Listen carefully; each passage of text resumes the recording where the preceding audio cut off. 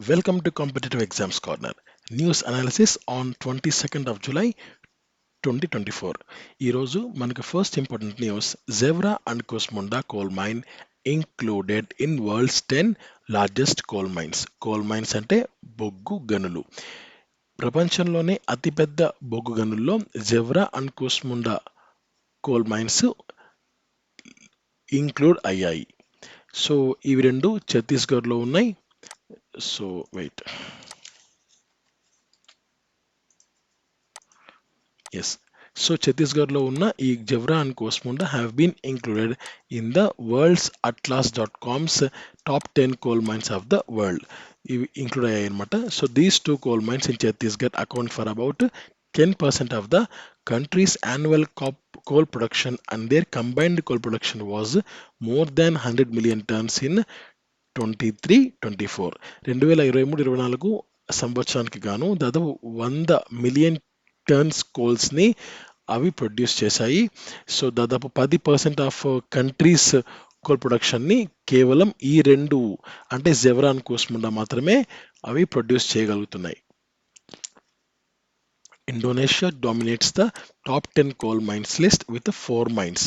ఈ యొక్క ఫస్ట్ ఉన్న 10 లిస్ట్లో ఇండోనేషియా 4 మైన్స్తో ఆ లిస్ట్ని డామినేట్ చేస్తుంది. And US Black Thunder mine has been ranked the world's largest coal mine. So యుఎస్లోని బ్లాక్ థండర్ మైన్ అన్నది వరల్డ్ నెంబర్ 1గా ప్రజెంట్ అయితే ఉంది. చైనా ప్రపంచంలోనే అత్యధిక ప్రొడ్యూసర్ అండ్ కన్జ్యూమర్, అంటే వాళ్ళు బొగ్గు విషయంలో వాళ్ళు ఎక్కువ ప్రొడ్యూస్ చేస్తున్నారు, ఎక్కువ యూస్ చేస్తున్నారు. And India is the second largest producer. So China తర్వాత అత్యధికంగా బొగ్గుని ఉత్పత్తి చేస్తున్న దేశం భారతదేశం. తర్వాత USA has the largest known coal reserves in world. So ఎక్కువగా కోల్ రిజర్వ్స్ ఉన్న ప్లేస్ ఏది అంటే యుఎస్ఏ.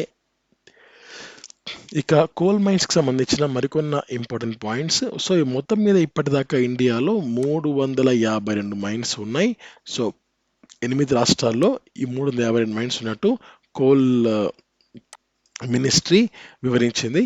అండ్ ఇందులో 158 కోల్ మైన్స్ పూర్తి అండర్ గ్రౌండ్లో ఉన్నాయి, 174 పూర్తిగా బయటకు ఉన్నాయి, మిగిలిన 20 వచ్చి సో కొంత అండర్ గ్రౌండ్లో కొంత ఓపెన్గా ఉన్నాయన్నమాట. తర్వాత ఫస్ట్ కోల్ మైన్ ఇండియా వచ్చి రాణిగంజ్. అది ఈస్ట్ ఇండియా కంపెనీ వాళ్ళ పరిపాలనలో ఉన్నప్పుడు 1774లో ఈ రాణిగంజ్ అనే కోల్ మైన్ స్టార్ట్ అయిందనమాట. సో ఇది బాగా గుర్తుపెట్టుకోండి. Second important news, Sri Lanka celebrates annual ఖటరగమా ఏసాల festival. So annual ఖటరగమా ఏసాల ఫెస్టివల్ని Sri Lanka celebrate చేసుకుంటుంది. సో ఇది మన పేరు ఖటరగమా ఏసాల festival. So it is in Sri Lanka, celebrated in Sri Lanka. And అనేది లార్డ్ ఖటరగమా అనే ఆయన, అది ఒక భగవంతుడి పేరు అది. సో ఆయనని పూజించే ఒక ఫెస్టివల్ ఇది. Hindu deity widely revered by the both Hindus and the Buddhist. So బుద్ధులు మరియు హిందూస్ దీన్ని ఎక్కువగా పూజిస్తారనమాట. ఈ యొక్క పండగని సెలబ్రేట్ చేసుకుంటారు శ్రీలంకలో. Second next important news, Belarus will introduce visa free policy for 35 European countries. 35 European కంట్రీస్కు వీసా ఫ్రీ పాలసీని బెలారస్ ఇంట్రడ్యూస్ చేసింది. సో ఈ విషయాన్ని Ministry of Foreign Affairs of Belarus వాళ్ళు ప్రెస్ నోట్ ద్వారా బయటికి చెప్పడం జరిగింది. So this policy will come to effect tomorrow last until the December 31st, 2024. So December 31 నాటికి ఈ యొక్క పాలసీ అనేది వరకు ఉంటుంది. సో నెక్స్ట్ రేపటి నుంచే స్టార్ట్ అవబోతుంది ఈ యొక్క పాలసీ ఇంప్లిమెంటేషన్. ఇక యూరోపియన్ కంట్రీస్ గురించి ఆలోచిస్తే మనకి వరల్డ్ మ్యాప్లో ఈ ఎల్లో పార్ట్ అంతా కూడా యూరోపియన్ కంట్రీసే అనమాట. సో మొత్తం మీద మనకు వరల్డ్లో 44 యూరోపియన్ కంట్రీస్ ఉన్నాయి. సో ఇక్కడ స్టార్టింగ్ రష్యా నుంచి మొదలు పెడితే ఇక్కడ ఐస్లాండ్ వరకు, ఇక్కడ Finland, Norway, Sweden, Denmark, Europe, Germany, so Vatican city, ఇలా యూరోప్ పరిసరాల్లో. సో ఇదంతా కూడా యూరోపియన్ కంట్రీస్ అని అంటారనమాట వీటిని. సో ఇలా ఏషియాకు దగ్గర ఉంది. So Caspian sea, black sea, Mediterranean sea, Atlantic ocean, north sea and Baltic sea. So ఇవన్నీ వీటి యొక్క దగ్గరలో ఉన్న కంట్రీస్ ఇవన్నీ. వీటిని యూరోపియన్ కంట్రీస్ అంటారు. ఇవి మొత్తం 44 ఉన్నాయి. ఆ 44లో 35 కంట్రీస్కు వీసా ఫ్రీ పాలసీని ఇంట్రడ్యూస్ చేసింది బెలారస్ ప్రభుత్వం. Next, Serum Institute rolls out new high efficacy malaria vaccine in Africa. ఇక్కడ ఈ యొక్క మలేరియా వ్యాక్సిన్ పేరు ఏం పేరు అంటే R21 మ్యాట్రిక్స్ ఎం అన్నమాట. సో ఇది Serum Institute of India and University of Oxford ఇద్దరు కలిసి డెవలప్ చేశారు. So first African country to start administering the malaria vaccine Cote d'Ivoire west African. So అయితే ఫస్ట్ ఆఫ్రికన్ కంట్రీ అన్నమాట ఈ యొక్క మలేరియా వ్యాక్సిన్ని వాళ్ళు స్టార్ట్ చేయడం. నెక్స్ట్,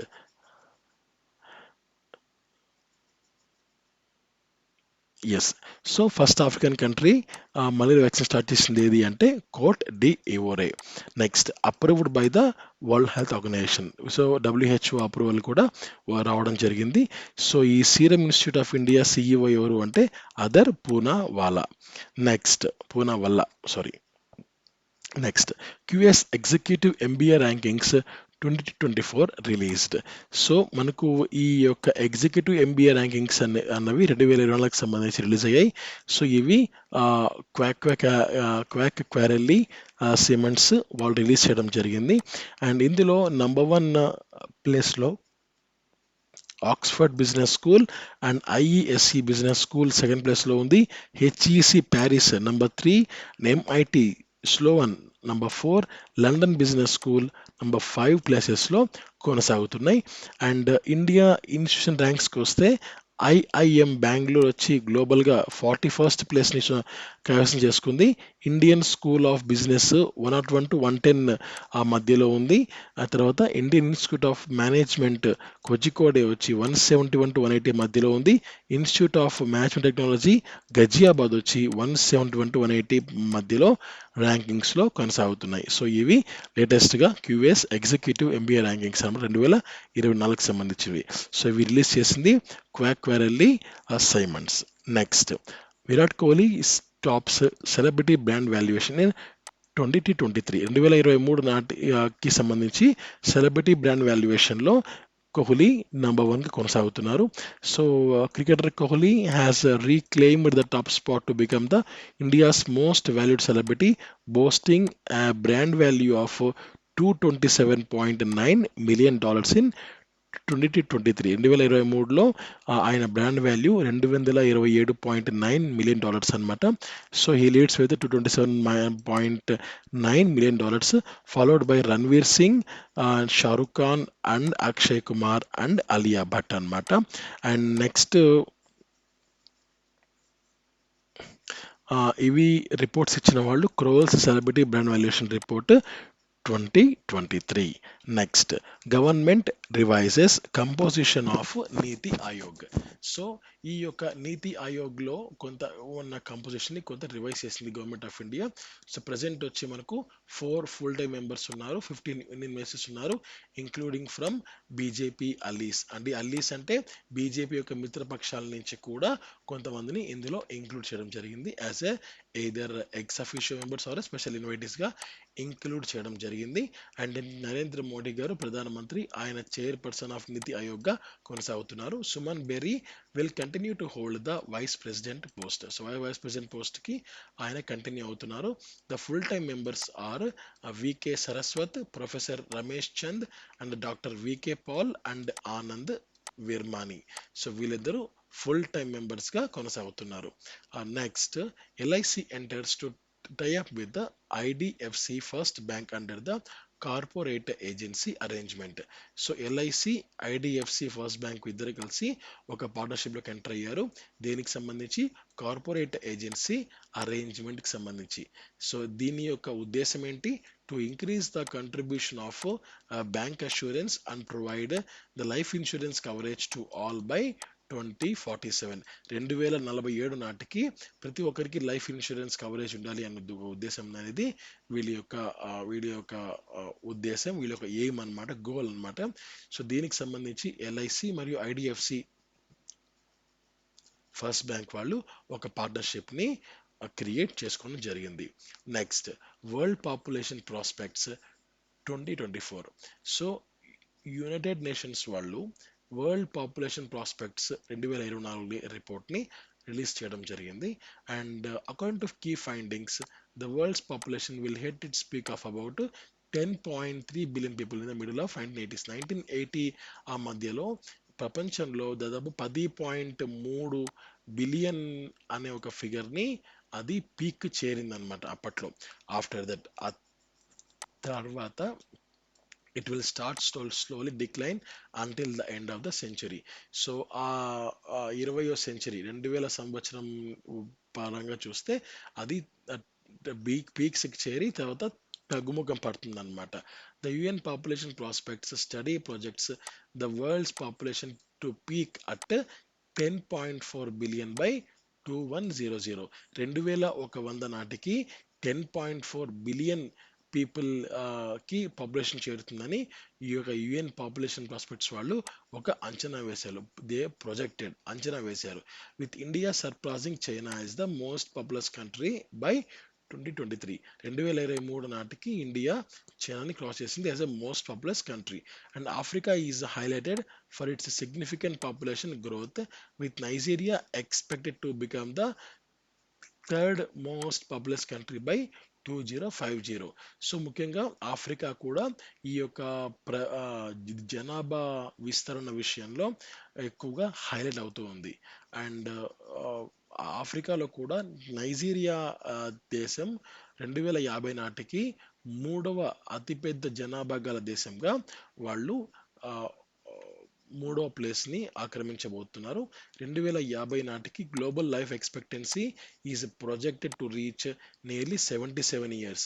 77 ఏళ్ళు వరకు లైఫ్ ఎక్స్పెక్టెన్సీ అంటే ఒక 100 మంది ఉంటే 100 మంది కనుక వాళ్ళు చనిపోయే కెపాసిటీ చనిపోయే స్థితిలో ఉంటే అందులో 77 అందులో మ్యాక్సిమం యావరేజ్గా 77 ఇయర్స్ ప్రతి ఒక్కరు బతుకుతారు అనేది గ్లోబల్ లైఫ్ ఎక్స్పెక్టెన్సీ అనమాట.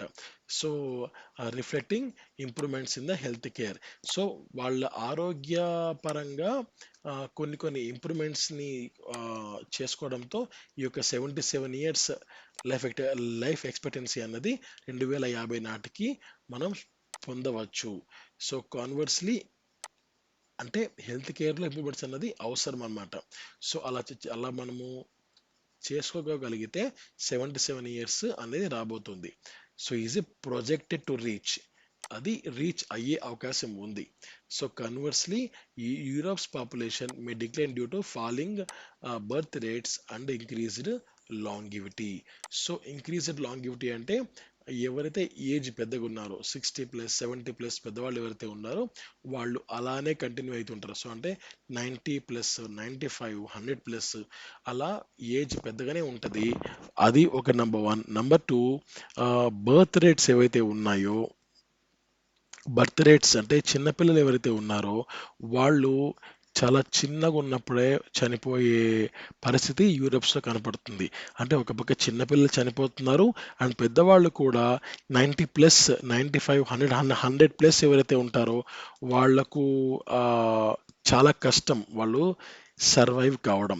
సో ఈ 2 విషయాలు కూడా యూరోప్స్ పాపులేషన్ని కింద పడిపోవడానికి కారణాలు అవుతున్నాయని చెప్పి ఇక్కడ వరల్డ్ పాపులేషన్ ప్రాస్పెక్ట్స్ 2024 రిపోర్ట్ మనకు చెప్తుంది. సో ఈ రిపోర్ట్ రిలీజ్ చేసింది యునైటెడ్ నేషన్స్ సంస్థ.